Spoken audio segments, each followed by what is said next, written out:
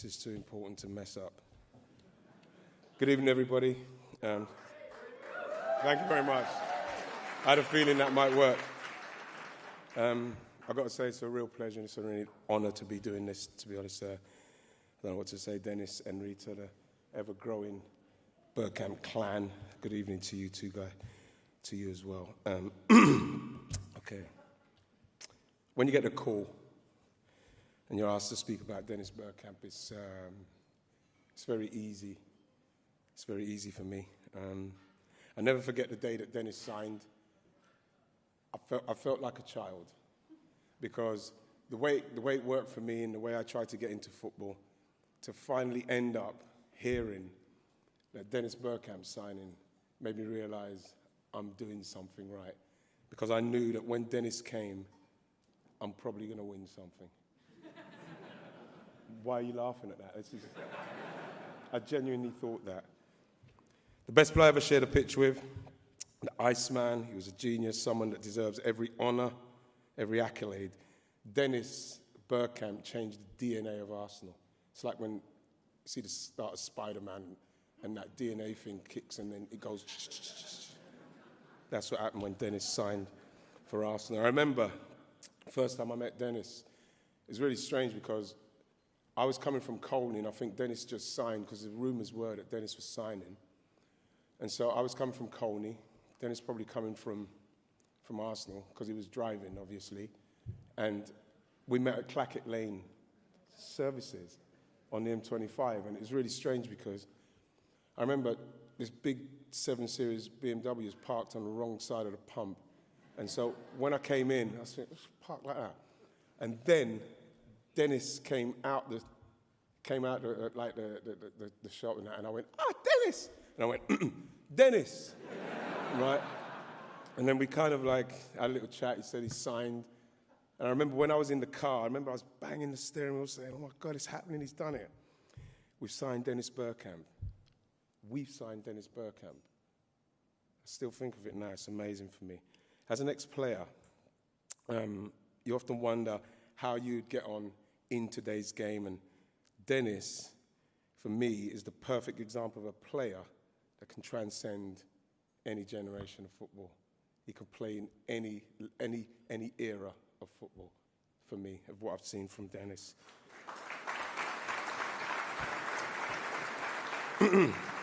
Please, let me finish. Listen, I can't believe it's 30 years since he came to Arsenal. Mr. Dean must have seen something, because before Dennis, obviously, he was called not just boring Arsenal, it was boring Arsenal, right? They'd done it twice. But then once Dennis came, obviously, he had to stop singing that song. They had to stop singing that song because of what he was able to do.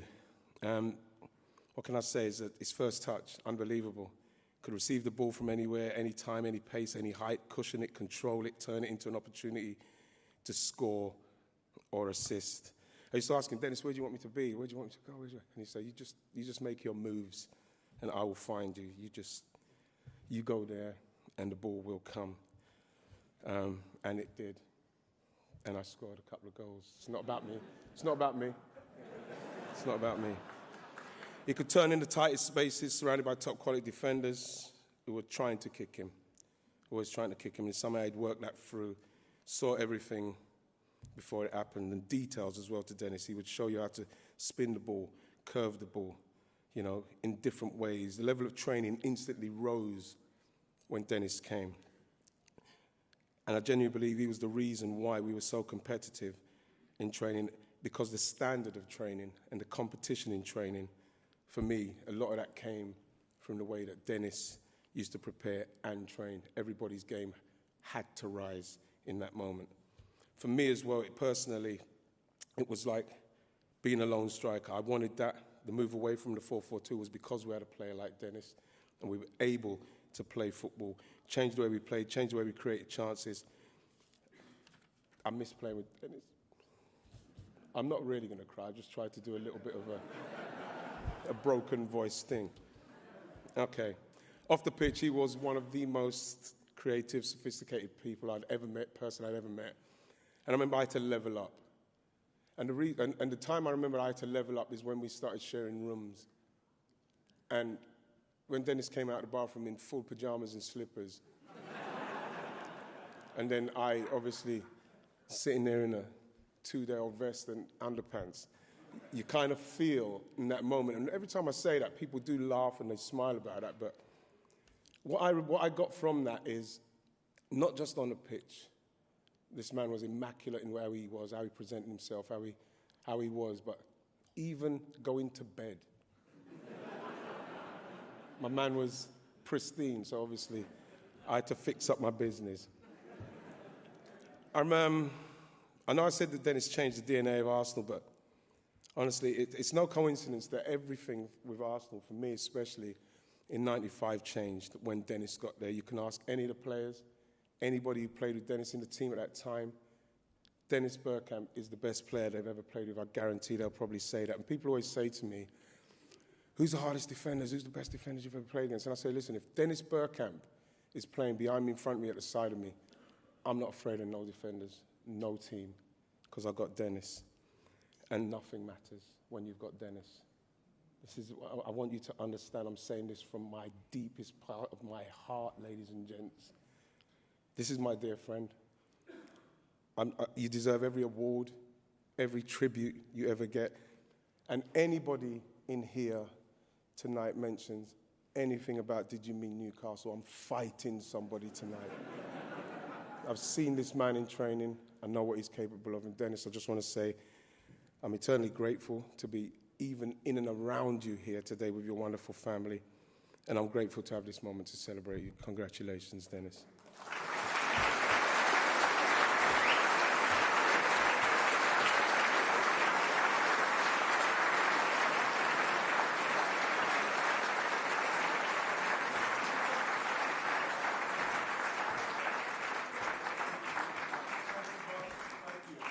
Ladies and gentlemen.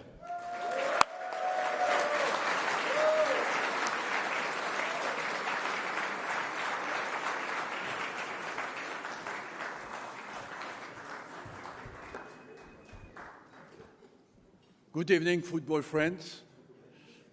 Good evening, football writers.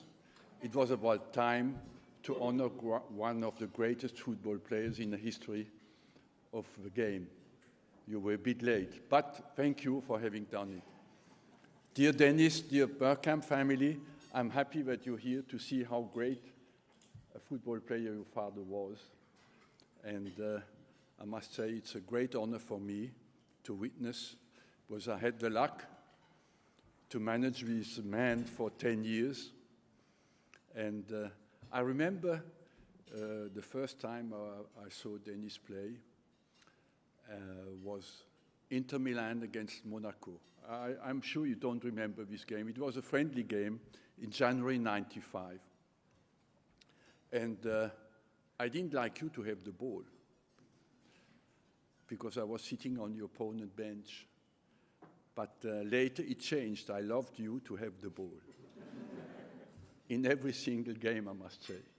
And that's why I must say, in football, the first impression is always a good one, especially when it's a good one. And your first impression of a football player is certainly always what is closest to the truth. I do that because I made many mistakes as well by buying players, but as well, I got it right many times when I trusted my eyes and my first impression and not my ears, what is very important in our job. Dennis, people, of course, remember your quality. I would like to highlight as well your dedication, your love for the game, for the real game. You had an exceptional touch, exceptional vision, exceptional quality as well to put your partners, like Ian highlighted it very well, and like Thierry certainly would witness as well, to be a team with you, to take the best out of the players around you. And the way people turn up tonight show the respect and the admiration people have for you and what you did in our game. I would say as well you were a creative player, but creativity demands as well freedom. And that freedom that we had in the game certainly favorized as well that expression of surprising people. Because when you love the game, people who love the game love to be surprised. And unfortunately, the game has to become much more physical, intense today, but as well has lost a little bit that freedom that allows people to express their special vision of the game. And on that front, I feel maybe we played during a gifted period on that side. I have seen you practice a lot, and maybe people don't imagine how focused, concentrated on perfection you were every day, you know. In 10 years, I have not seen you neglect the pass, the quality of the pass. And so that quality that came out certainly was not a coincidence. It was a consequence of absolute dedication to our game. And I can tell you as well, during this period, 2098, 2004, 2005, 2006. You arrived in 95, you left in 2006. Sometimes I was standing there and watching you practice, and I thought, something is not right here. I'm paid for that. and I was ready to pay to watch it. And that shows how high the quality was at that time. Aging is certainly not a fantastic pleasure, but it has one quality. When you look back in life, you only realize that when you did well, you were always surrounded by exceptional people. And I'm happy that age allowed me to realize that, and what you do not always do in real time. When I look back today and I see all the players who played for Arsenal, who worked for Arsenal, and that special spirit that exists at the club, you realize as well that is only down to exceptional human qualities that are not only football qualities. And you contributed to that. Your passion for the game was so big that you were ready to take a car and to travel to Ukraine to play football, you know. And that shows that a career like you had is not a coincidence. I must tell you as well, I read somewhere by coincidence that you were an admirer of Glenn Hodder, you know. And I had the privilege to manage Glenn Hodder in Monaco, and I'm not surprised that you loved him. Thierry, you know him as well. What an exceptional football player he was, and he was as well an exceptional creative player. Today, I travel a lot, and all over the world in countries, football is not so big, but where people have watched football. When I arrive somewhere, I say, Dennis Bergkamp, Thierry Henry, I remember we saw them play. And I realize slowly that the influence you had on developing the brand, the club, Arsenal Football Club at that time. Because everywhere I go, speak to me about that. And I was not conscious of it at all. And I realize as well that how big Arsenal is all over the world now, because I have that traveling. In my traveling, I see that everywhere. I would just like to say as well that when I ask them, yes, what did you see, what kind of game, it's not so much they have, it makes me think about a sentence that says, people forget about what you said, people forget about what you did, but people never forget about how you made them feel. And that brand, that mark you put in the hearts of people who love football all over the world is absolutely second to none and is remembered everywhere. For that, because we share one big passion, for that quality of the game we love, I would just like to thank you very much for that. All the best in the future, Dennis. I hope we have a few more nights like that, all together with the football friends. Ian, thank you very much for your great tribute. You're absolutely fantastic. And have a good night, and nice to see you all here to pay the tribute to Dennis. Thank you very much.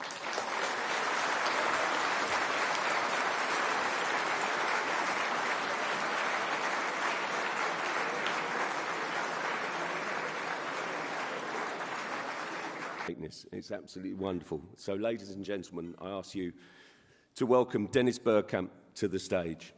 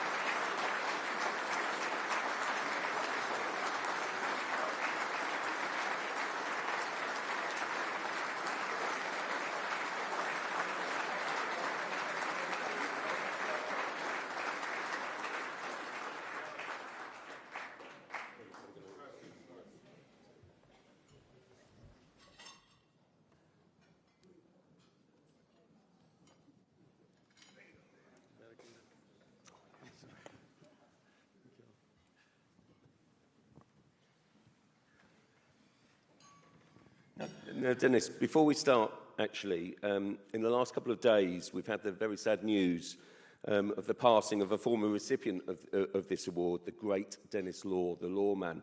Now, I know you've got a special connection that maybe not everyone in the room understands or appreciates, but it's a lovely connection. Perhaps you'd share that with us to pay tribute as well. Yeah, it's unbelievable. I was named after him.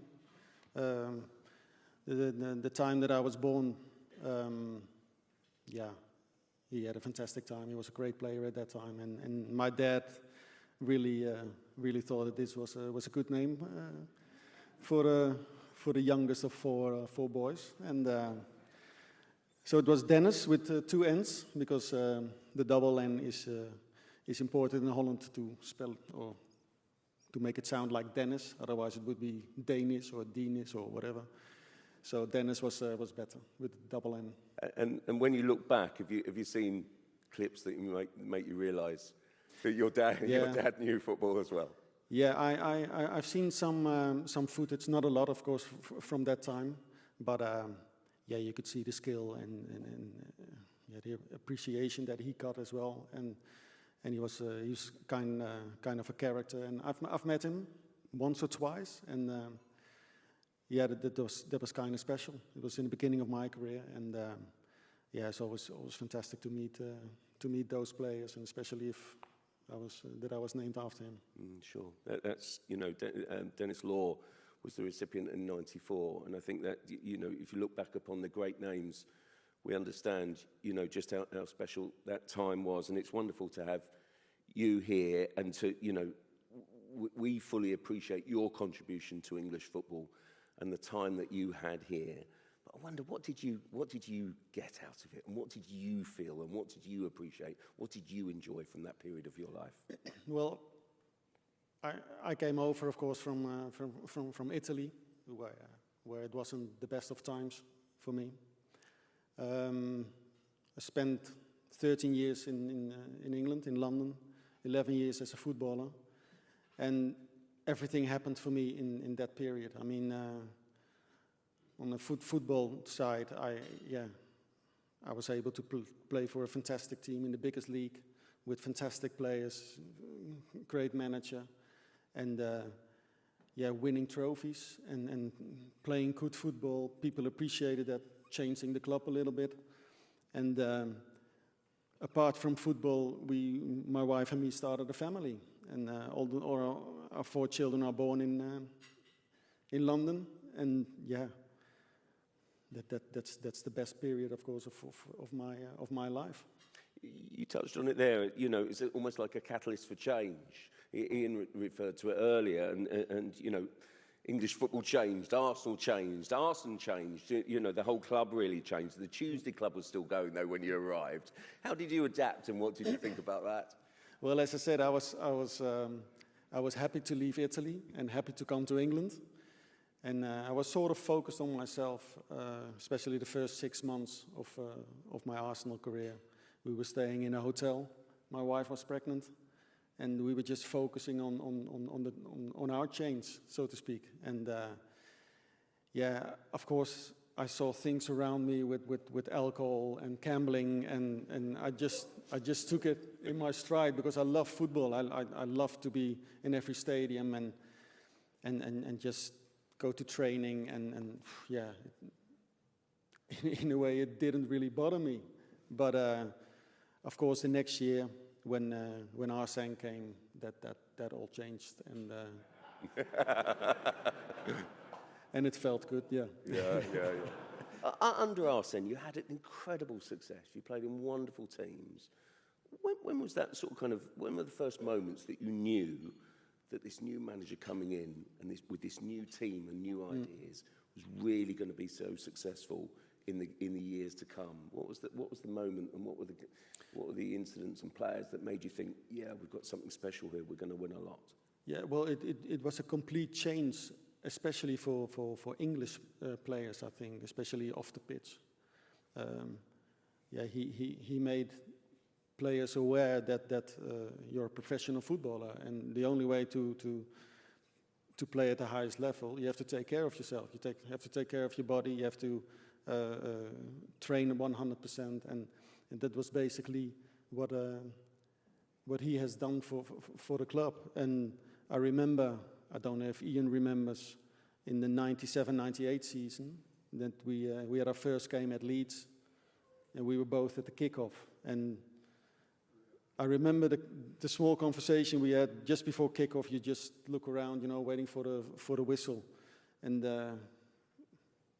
we looked around at our own team, and he said, "Well, that's quite a good team, you know, quite good players." And then Ian said, "We could be champions here." And we started the game. I think it was a 1-1 game. Yeah, you did score. Probably for my assist, but it's okay. But no, that was probably the first time I thought, wait a minute, this is going to be special, this period, because from a team that was just playing football in the Premier League and try to get European football, we were suddenly going for the highest level, and that's an amazing feeling, I can tell you, as a player. If you can go for the trophies that is in your own hands, that's fantastic. Dennis, when we watch that video there, I mean, it's truly special to watch, and you see the moments, the goal against Argentina, the other instance when you're plucking the ball out from the sky, controlling it in an instant, that level of skill and artistry. Tell us, where is that born from? Where's that come from? Yeah, that's all down to practice. I've been a youth coach as well, and I've been telling the youngsters for many years, the things you can control, you have to practice all the time. You can't practice pressure or tactics at a young age. Just get the ball, and I was doing that every day of the week. Just passing the ball, dribbling, controlling the ball, first touch, and later on all the other things come with it, you know. But you know, if I always say it's becoming part of you. It's part of your DNA, and if you come in situations where it really matters, then you don't have to think about it. It's just there. A first touch is there, even if there are 2 or 3 defenders around you, and it's all down to practice. And the things you control, you have to practice, and that's so important for youngsters till 12, 13-year-old. Just technique, and that's what I did. And yeah, I always felt comfortable on the ball, and yeah, never not wanted the ball. You know, it was part of me. Look, I think we all have a favourite Dennis Bergkamp goal. this room tonight. David Dean was saying earlier, and I think he's right, that basically it feels like an Arsenal family. So there's a lot of appreciation and love and respect in the room for you. And I'm sure everyone's got a different goal and a different sort of occasion. But what is your, I mean, Argentina and Newcastle spring to mind, of course they do, but what's your favourite goal that you scored, do you feel? Well, funny enough, of course, the Newcastle goal, I did mean it, of course. Thank you, Ian. It's, I said that before, it was just a bad pass from Robert Pires behind me, and I had to adjust to the situation, which is normal, but okay. It came out well, but it was more or less like you adjust to it. It isn't luck, but you know what I mean. It's like you make it up at the moment. The other goals, like the Leicester goal, but the Argentina goal as well, that's practice. You know what we just talked about: practice receiving the long ball, controlling it, and hit it at the back of the net. Because yeah, that's part of you. So I get more satisfaction out of those goals than a shot from long range or the Newcastle goal. But I'm happy with all of them. Good. What is your single greatest achievement, do you think, as a player, in everything that you achieved? It's difficult to say. I think those 11 years at Arsenal where we put something in history there. I feel, you know, and I played a big part of it in it. It started for me, of course, really going off in 97, 98, and my last game of the season was unfortunately on the bench. I was 37 at the time. A Champions League final. So it shows you where you started as a club and where I finished then. And for me, those 11 years is the biggest achievement. Of course, I can mention goals or trophies. The Invincible season was, of course, magnificent. Coming from Italy, 97, 98, winning the PFA and the football writers was very special to me, because then I realized, wait a minute, I'm getting there at that level. So yeah, I'm just extremely proud of this Arsenal career. Lastly, from me, you've got the statue, you're certainly having the adulation. How would you like to be remembered for your career, and how would you like your career and legacy, I guess, to be remembered? Yeah, I always think of Johan Cruyff when you think of football, of course, and yeah, he always said if you win without playing good football, it's boring, and if you play good football without winning, it's useless. So I like to always combine those two: play good football and win trophies. So I hope people remember me of my career, that it was successful, that it was entertaining as well, because I think, still think that a football player is an entertainer as well. You have to please the people. And yeah, hopefully I'm an example for the youngsters, and inspiration as well. So yeah, then I would be happy if people think of me like that. Dennis, it's our privilege and honour to have honoured you tonight. Thank you very much. Dennis Bergkamp, thank you very much indeed.